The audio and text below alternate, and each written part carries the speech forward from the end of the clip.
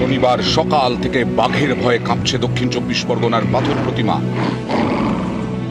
প্রথমে পায়ের ছাপ, তারপর বাঘের গর্জন। মঙ্গলবার সকালে উপেন্দ্রনগরে নতুন করে পায়ের ছাপ, এতে আতঙ্ক আরো বেড়েছে। স্থানীয়দের দাবি একটা নয়, দুটো বাঘ রয়েছে এলাকায়। গ্রামবাসীরা যেটা মনে করছেন, নতুন করে আরও একটি বাঘ হয়তো এই এলাকায় চলে এসছে। গতকাল একটা ছিল, আজকের কিন্তু দুটো। উপেন্দ্রনগরে শনিবার সকালে প্রথম দেখা যায় বাঘের পায়ের ছাপ।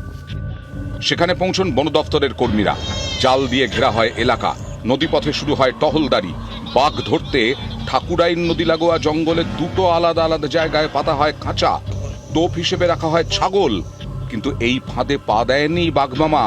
স্থানীয়দের দাবি রয়্যাল বেঙ্গল টাইগারের গর্জন শোনা গেছে। এতে আতঙ্ক আরো বাড়ে।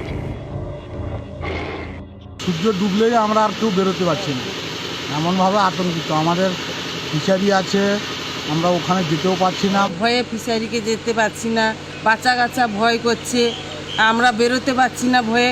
রাত্রে দিনেও ভয়। বাঘ ধরতে নানা পরিকল্পনা বন দফতরের।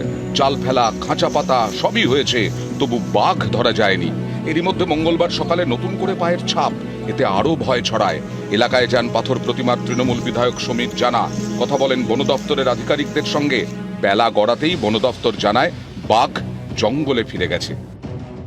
একটি টিম তাদের সামনে বাঘটি পড়ে যায় এবং তারা বাঘটিকে ড্রাইভ করে সাকসেসফুলি ধুঞ্চি জঙ্গলে, যেখানে আমরা 18 কিলোমিটার নেট দিয়ে ঘিরে রেখেছি, সেই জঙ্গলে তারা বাঘটিকে ঢুকিয়ে দিতে সমর্থ হয় এবং বাঘটি আবার তা ধুঞ্চির জঙ্গলে ওখানে ফিরে গেছে। লোকালয়ে এখন আর কোনো আতঙ্কের কারণ কিছু নেই।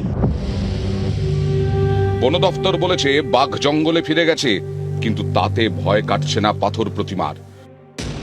না না বাবা, বাঘ এখনো আছে। দুটো বাঘের পাওয়া ছাপ পাওয়া গেছে, একটা ছোট আর একটা বড়।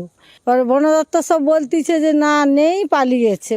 আর আমরা সবাই জানি যে না, বাঘ এখানটায় আছে। ভয়ে তো আমরা খাওয়া দাওয়া বন্ধ বলতেও আর ঘর থেকে বাড়ানোও বন্ধ।